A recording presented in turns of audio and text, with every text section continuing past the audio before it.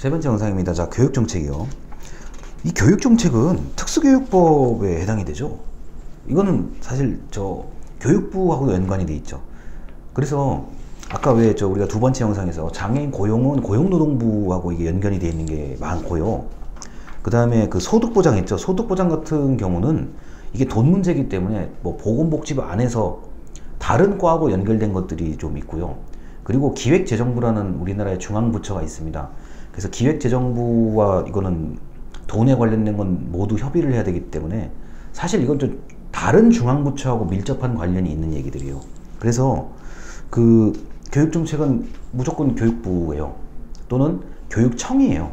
그래가지고 이거는 이제 물론 장애인 복지정책에서 뭐 얘기할 수 있기는 하지만 이거는 이제 초중고등학교는 교육청으로 가는 거고 대학교는 교육부로 가는 거거든요. 그래서 특별히 드릴 얘기가 없습니다. 210쪽이에요. 210쪽에 위에서 두 번째 문단인데, 자, 우리나라의 특수교육기관은 자, 장애 학생을 대상으로 설립되어 있는 특수학교와 뭐 통합교육을 위해서 고등학교에 설치되어 있는 특수학급으로 구분이 된다라고 되어 있습니다. 자, 그래서 그 특수교육에 대해서는 뭐 우리나라에 몇 개 안 되는 대학에서 특수교육과가 있고요. 그 특수교육과를 졸업하신 분들이 보통 교사 이제 자격을 취득해서 그런 이제 우리 장애 학생들을 이제 돌보는데, 이제 과거에는 뭐 이걸 뭐 따로 분리를 해서 하다가 통합교육이 된 건 꽤 오래전의 얘기예요. 그래서 이제 그 우리 아이들 있죠. 초등학교 아이들 보면은 그 확실히 이게 어른이라고 이게 장애 같은 또래 친구, 장애가 있는 친구를 뭐 어른이라고 해서 이해심이 넓고 그거는 아닌 것 같더라고요. 왜냐하면은 제가 이제 초등학교도 가끔 특강을 하러 가요. 좀 말도 안 되는 주제를 가지고 초등학교 1학년한테 특강을 하러 가는데, 얘네들을 딱 보면은 그 중에서도 이 대인관계 능력이 딱 확 앞서가는 애들이 있어요. 이거는 제가 이제 주관적인 생각일 수도 있는데, 얘는 초등학교 1학년인데 나이가 지금 7살, 8살밖에 안 되는데 이 대인관계 능력이 확 앞서가는 애들은 벌써 이 다른 뭐 비장애인 학생들을 뭐 당연히 뭐 잘 놀고요. 그 다음에 장애가 있는 동갑 친구들, 또래 친구들하고도 의사소통을 잘 해요. 그래서 그런 학생들을 보면은 이게 이 어른 비장애인이 그 어른 장애인을 대하는 거하고 보다 그런 대인관계 능력이 있는 어린이가 같은 또래 장애인 아동을 친구를 대하는 게 훨씬 자연스러워요. 그리고 이 아이들은 이게 정확하게만 얘기해주면 금방 받아들여요. 흡수력이 빨라요. 이 성인보다도. 그래서 뭐 우리가 장애가 있는 학생, 친구를 어떻게 하면 된다, 어떻게 하면 안 된다, 하지 말아야 될 것, 해야 될 것을 이게 금방 받아들여요. 예상보다요. 근데 그걸 이제 과연 어떻게 지도를 하느냐가 이제 중요하긴 한데, 그건 이제 그 학교의 담임 선생님, 그 다음에 동료 선생님들이 할 거기 때문에 제가 함부로 말은 못 하겠고, 그 받아들이는 게 대인관계 능력을 이게 잘 활용하는 어린이들이 있기 때문에 통합교육이 이게 확실히 희망이 있어요. 엄청난 희망이 있는데 이걸 뭐라고 뭐 또 일반화해서 얘기할 수는 없어요. 제가 지금. 그래서 가끔 이렇게 특강을 가서 보면은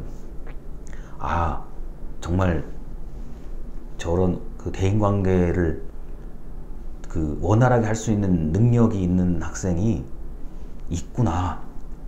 저 학생이 전체적인 그 학급 교실에 요새 지금 한 반에 13명, 14명밖에 안 돼요. 얘네들을 다 이게 전체가 다 움직일 수 있는 거예요. 그래서 통합교육이 예전에는 이게 굉장히 뭐 불편하다 어쩌다 막 불만이 많았는데 막상 딱 해보니까 애들이 금방 적응해요. 물론 개중이 아닌 애들도 있죠. 하지만 금방 적응해요.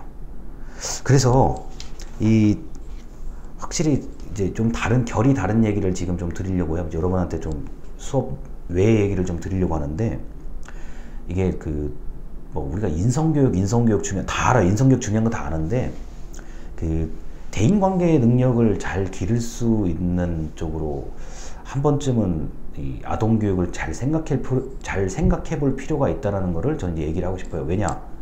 우리가 뭐 영어 교육, 뭐 조기 교육은 이미 얘기할 게 없어요. 그거는 하지 말라 그래도 하니까 그건 됐고, 야, 이게 대인관계 능력을 어떻게 하면은 향상시킬 수 있을까? 이 아이들 이제 특히 이제 5살쯤 되면은 이 엄마 아빠 감정이 있는 건 아주 빠르거든요. 특히 이제 여자아이 같은 경우는 딱 이제 그 아빠나 엄마가 말을 했을 때 그 말 이면에 있는 거를 받아들이는 능력은 확실히 여학생들이 있어요. 아, 아빠가 이렇게 말한 거는 원래 뜻은 A인데 말은 지금 B로 하는 건 알아들어요. 왜 못 알아들어요?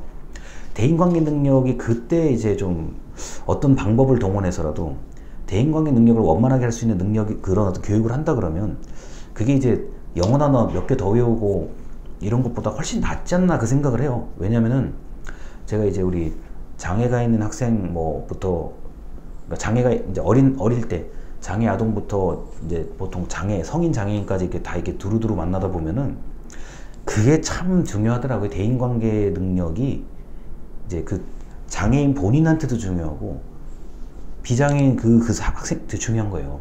그래서 참 이게 그 사람이라는 게 뭐 공부하고 뭐 지식적인 것도 중요한데 그 대인관계, 인간관계 능력이 개발될 수 있는 거거든요. 이걸 참 어릴 때부터 이걸 어떻게 하면 좀 해줄 수 있을까, 그 생각은 제가 꼭 듭니다. 특히 초등학교 교육에서는요.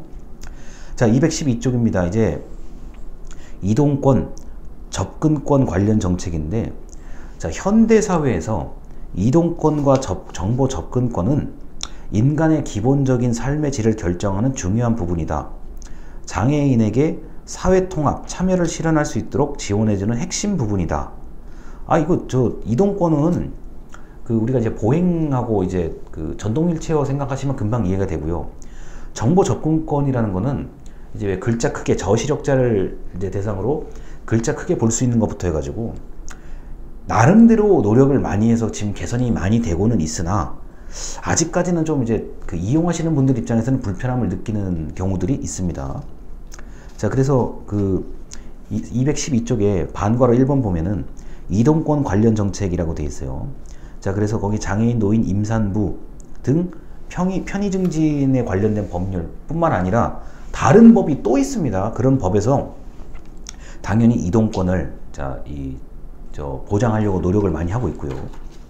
그 다음에 214쪽에 이 정보 접근 관련 정책이거든요. 2번, 반괄호 2번이요. 자, 거기 아래에서 두 번째 문단 읽습니다.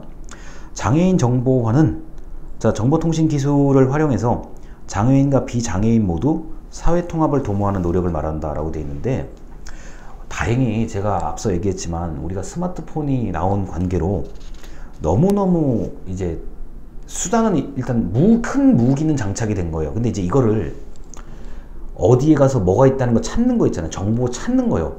야, 어느 사이트에 들어가면 뭐가 있다. 이거를 알려주는 게 저는 무엇보다도 급선무라고 봐요. 이게 법은 우리나라 특히 그 정보통신에 관련된 법은 세계에서도 가장 잘 돼 있는 나라에 속해요. 그런데 이제 우리가 그걸 안다 그래서 이용을 잘 하는 건 아니잖아요. 자, 어디에 들어가면 나한테 필요한 정보가 어디 있고, 여기 들어가면 뭐가 있고, 여기 들어가면 이걸 알아야 되는데 그거를 가르치는 게 좀 이게 쉽지가 않아요. 그래서 제가 여러분들한테 뭐 이런저런 사이트를 이제 종종 알려드리는데, 물론 이제 당장 여러분한테 필요한 거라기보다는 이제 우리 젊은 청년 대학생들한테 좀 필요한 거긴 한데, 뭐 청년들이라 그래서 그걸 다 아는 거 아니에요. 절대로 아닙니다. 거의 뭐 처음 보는 사이트들을 제가 소개를 많이 하는 건데, 뭘 알아야 이제 그래도 여기 들어가면 이게 나한테 필요하고 저기 들어가면 이게 나한테 필요하고 이걸 알아야 뭘 할 거 아니에요. 설령 나한테 필요 없는 거라도 주변 사람한테 여기 들어가면 안다, 이게 있다, 너한테 필요한 거 아니냐, 이렇게 얘기를 할 수가 있잖아요.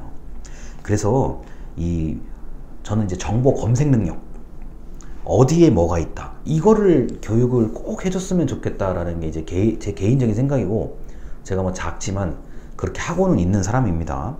자, 그래서 이 장애인 그 복지정책 같은 경우는 우리가 뭐 또 이게 관련된 내용 좀 한꺼번에 책에 없는 거에 한꺼번에 좀 몰아가지고 좀 강의를 해드릴 건데, 그럼 이제 2023년도에 이제 최신 장애인 복지정책이 뭔지, 그 다음에 거기에 대한 해설 같은 거는 또 이렇게 모아가지고 한번 해드릴게요. 자꾸 이게 책 보다가 이거 보다가 이거 보다가 책 보다 그러면 헷갈리시니까 그렇게 하는 게 효율성이 높을 것 같습니다. 자, 그래서 오늘 영상 같은 경우는 216조까지 이제 끝난 거고요. 한 번 정도 수업 더 하고 제가 중간고사 안내해 드리면 뭐 깔끔하게 그냥 끝날 것 같습니다. 자, 여기까지입니다. 감사합니다.